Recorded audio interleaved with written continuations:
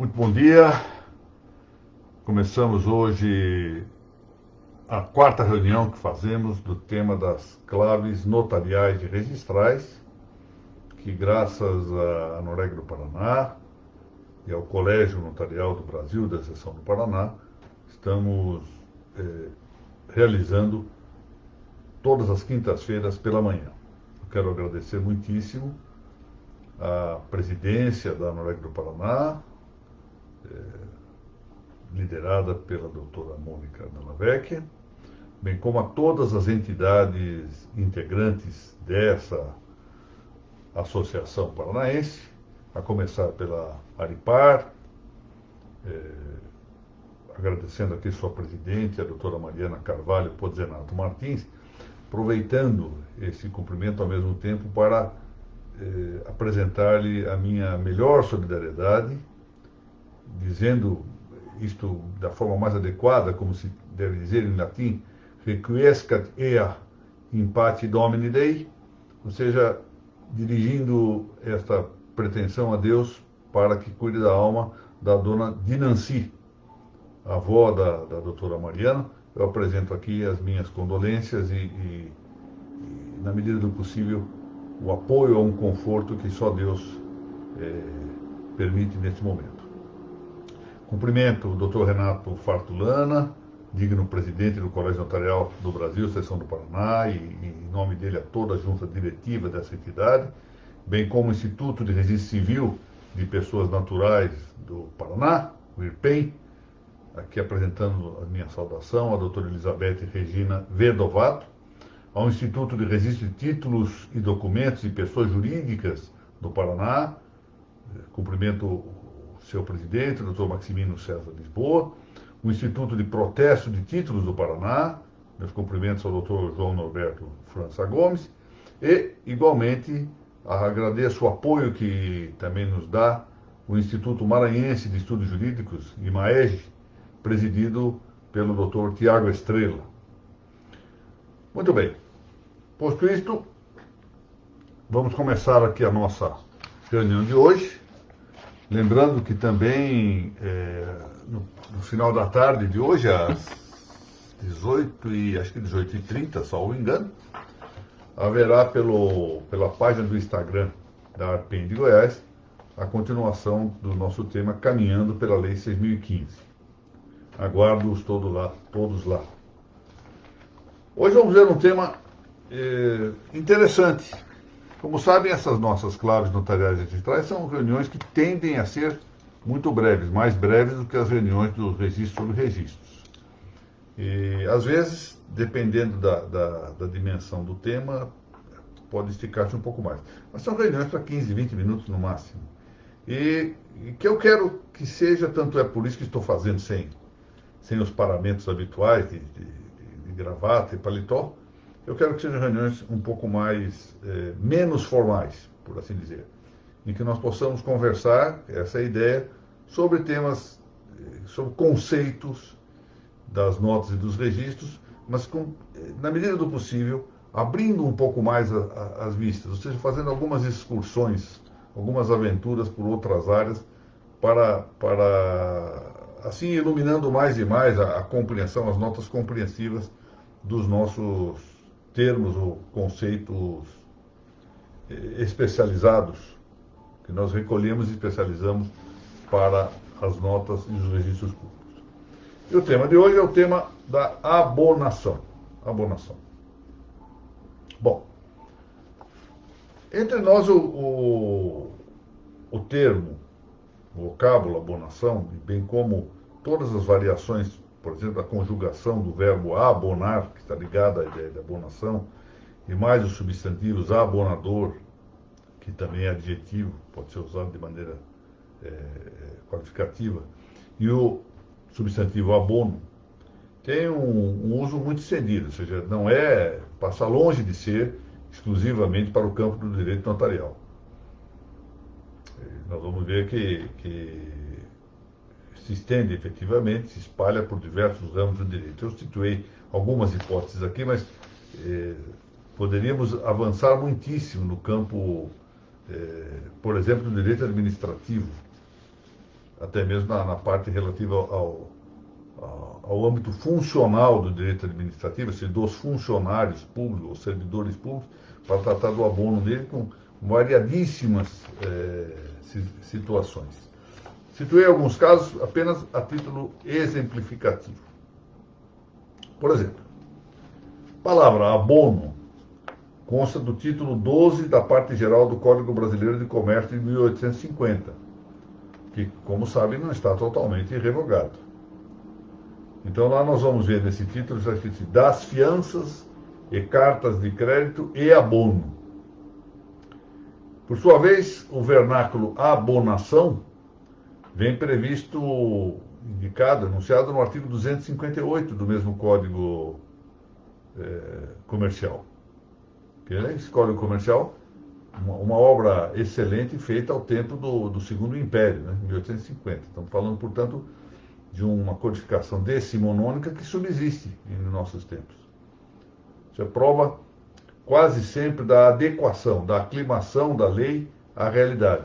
Ou seja, não há aqui um divórcio entre o Brasil legal e o Brasil real, que frequentemente ocorre em outras áreas. Bastaria ver que a nossa Constituição de 88 tem dezenas de emendas já, não é? Então, o que diz o artigo 258 do Código do Comércio? Toda a fiança comercial é solidária, nas que se prestem judicialmente, as testemunhas de abonação ficam todas solidariamente obrigadas na falta do fiador principal. É o participo passado. A abonada, a palavra abonada, vem prevista no artigo 264 do mesmo Código do Comércio. E o infinitivo pronominal abonar-se, não é?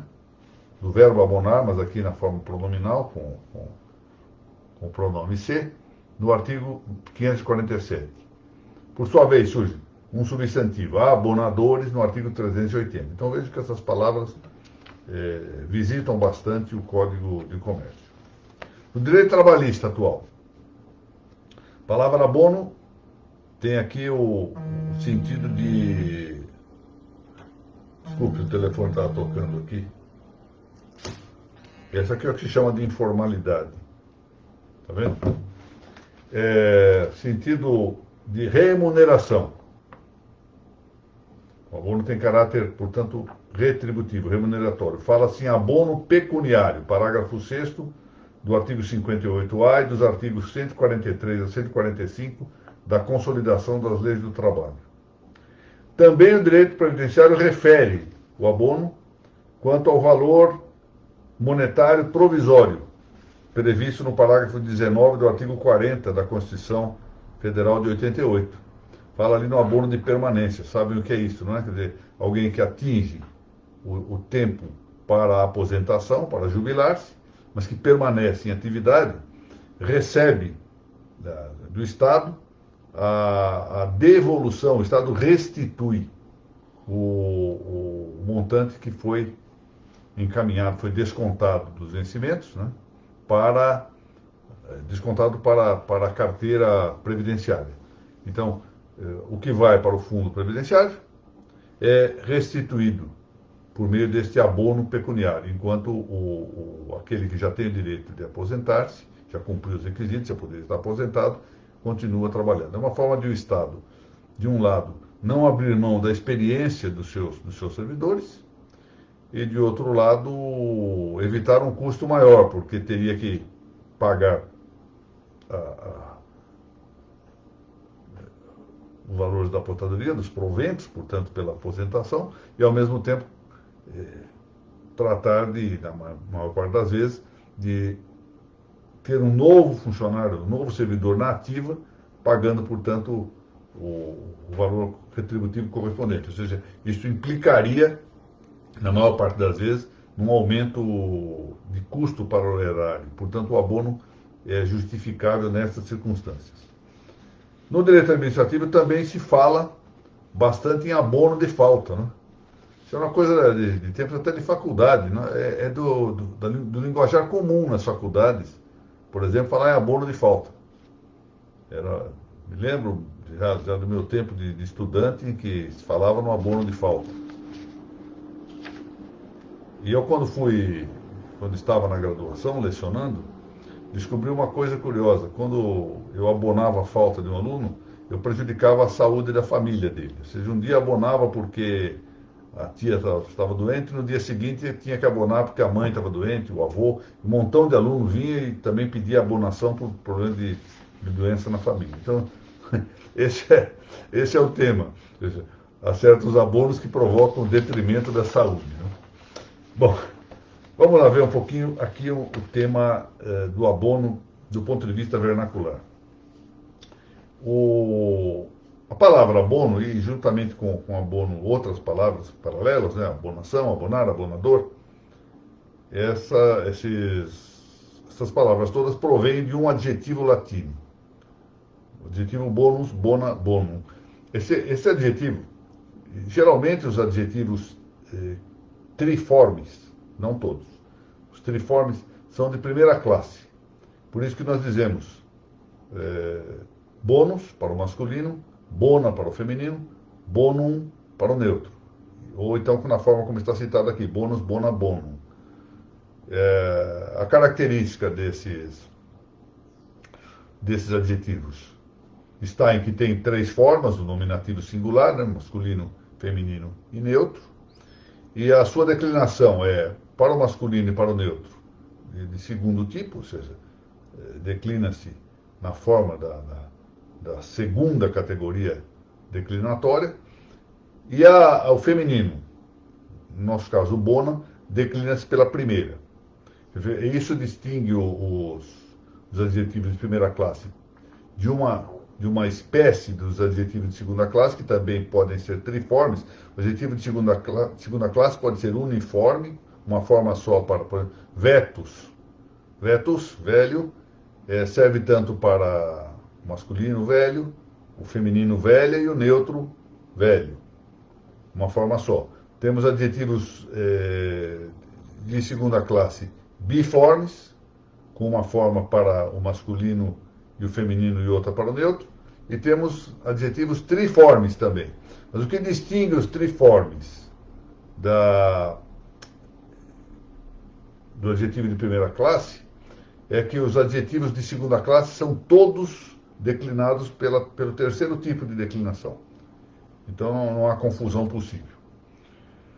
Muito bom. De onde vem esse bônus? Eu tenho a impressão, e é muito provável que seja assim mesmo, que a construção a abonação, esse surgimento desse prefixo a, deriva de um fato interessante, que é a circunstância de que, como disse muito bem um dos nossos maiores latinistas, se não o maior, no termo da gramática, Napoleão Mendes de Almeida, no sentido de que o nosso caso, o caso do português, que é genético, lexicogenético do português, é o caso acusativo, é a função acusativa do latim.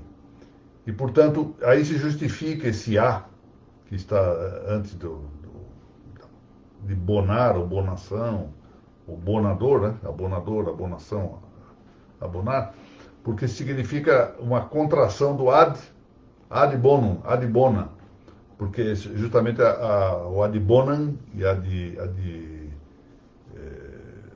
bonum, significando a indicação acusativa, ou seja, na função do objeto direto que essa expressão tem no latim. Porque a preposição ad, no latim, sempre está ligada, exige o objeto direto, ou acusativo, a regência acusativa. Então parece que isso justifica a nossa construção a bono, ou seja, dirigido ao bem, ad bonum, ad bona, portanto, também bono novamente no neutro.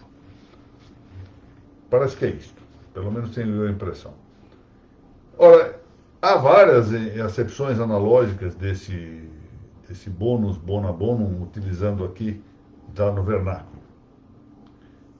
Esse bônus, bona, bonum significa o bom, boa ou bom neutro.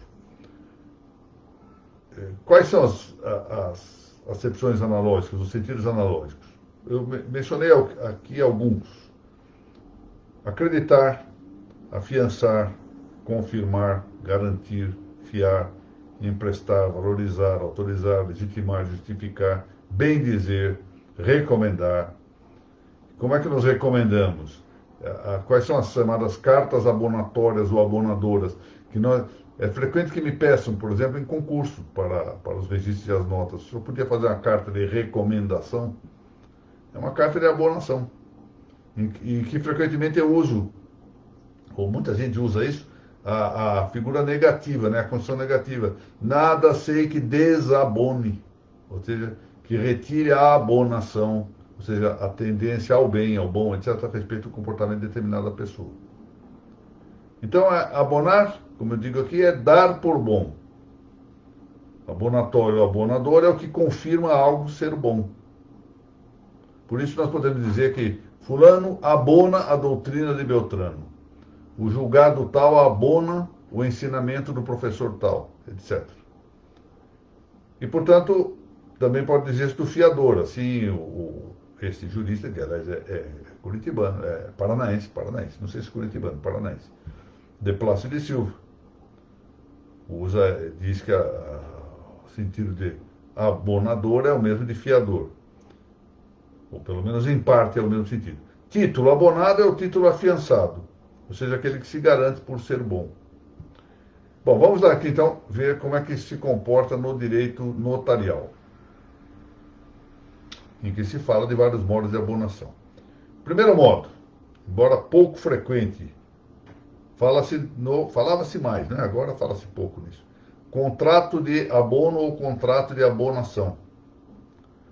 O que é esse contrato de abono ou contrato de abonação? Eu garanto a identidade do fiador e sua solvabilidade. Essa é a doutrina de Oliveira Machado, por exemplo. Pelo contrato de abono ou contrato de abonação, eu garanto a solvabilidade e a identidade do fiador. Eu abono que seja ele, que ele é solvável. No outro modo, ou solvente, né? No outro modo, significando o reconhecimento de identidade do signatário. Isso é mais comum, né? Quando realiza a abertura de sinal ou de assinatura ou firma no cartório de notas. Esse reconhecimento é também dito abonação, ou seja, testemunho de legitimação. E pode fazer por meio de, como está aqui dito, testemunhas, que se dizem testemunhas abonatórias, ou mediante documentos que supram a ausência de testemunhas. Então, cédulas oficiais de identidade, etc. Essa é a indicação deste trabalho muito interessante de Tavares de Carvalho, é um trabalho muito antigo. Tavares de Carvalho foi um grande advogado em Portugal, que deixou escrito, já com várias edições, o seu Actos do Notário. Uma coisa muito interessante. São fórmulas e algumas indicações doutrinárias mais práticas do que de grande especulação, mas muito interessante o trabalho desse autor. Então, se eu me dirijo a um cartório e acompanhado de uma pessoa que vai ali abrir hoje em dia se fala um cartão, né, de assinatura, ou uma ficha de assinatura, e diz, olha, eu conheço, é fulano, e como o notário me conhece, então eu sirvo de testemunha de abonação, testemunha de identidade de que aquela pessoa é aquela que está dizendo, testemunha, portanto, que se considera de legitimação. Mas também se fala em documentos abonatórios, ou seja, que são os tais meios supletórios, quando a identidade de quem procura o notário, né, e alguém que o notário não conheça, não permite, pois, que o notário faça uma afirmação sem mais da sua fides cognizione, ou seja, a sua fé de conhecimento. Então, nesse caso, ele se vale ou da testemunha abonatória ou, que é outra situação, do documento supletório, um documento que então também se chama documento abonador ou documento abonatório. Essas são geralmente as cédulas oficiais de identidade. Hoje em dia está na moda apresentar o CNH, etc. Como se aquelas fotos fossem realmente indicativas da pessoa. Essas fotos frequentemente não parecem nada. Certa vez me disseram isso, que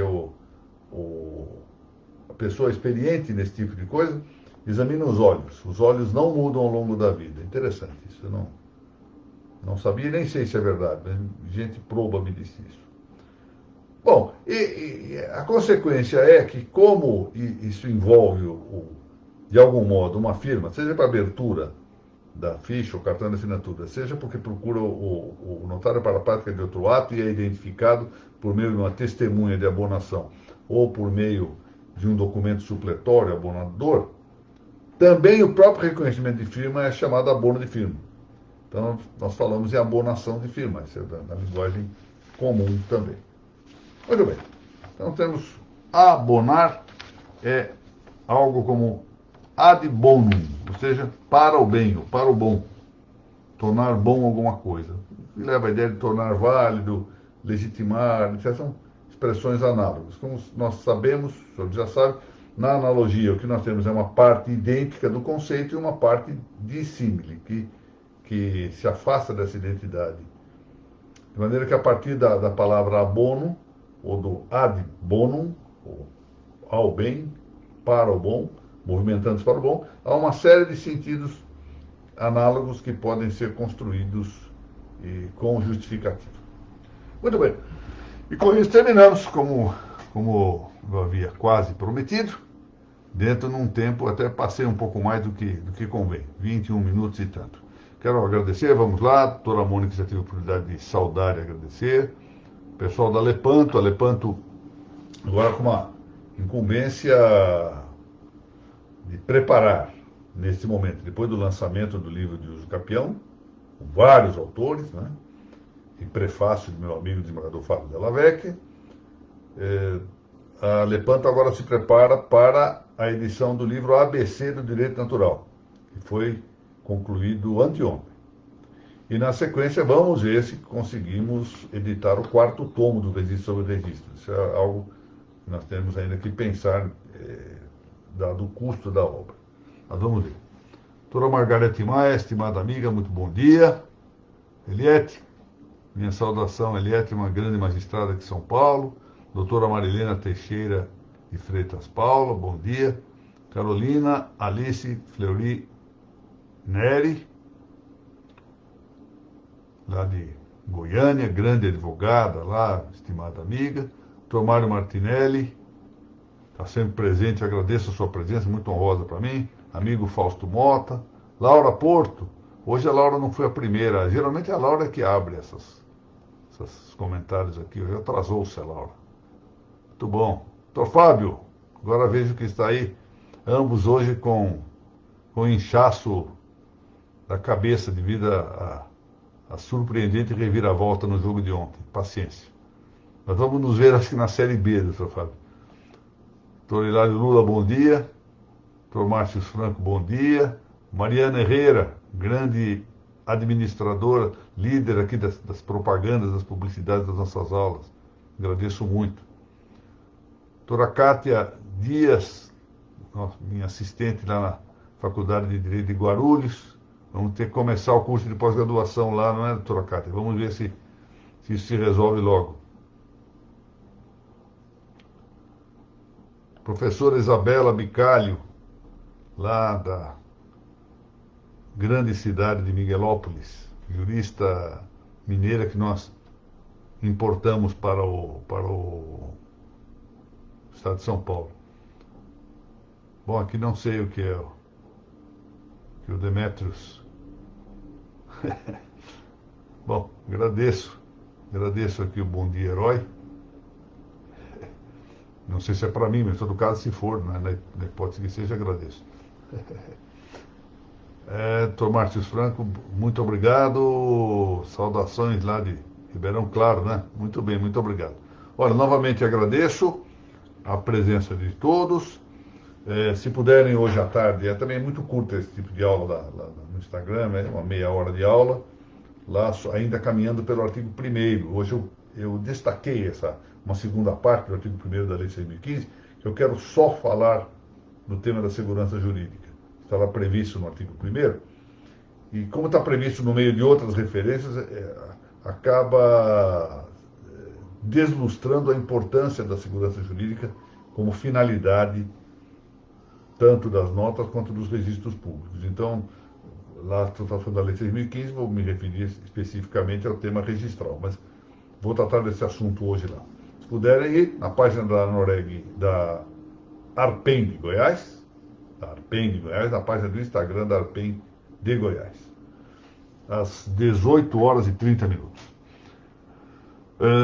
E, se não, quarta-feira pela manhã, registro sobre registros, aqui às 10h30, na página da Noreg do Paraná do Facebook, e na quinta, novamente, as claves notariais nesta mesma página.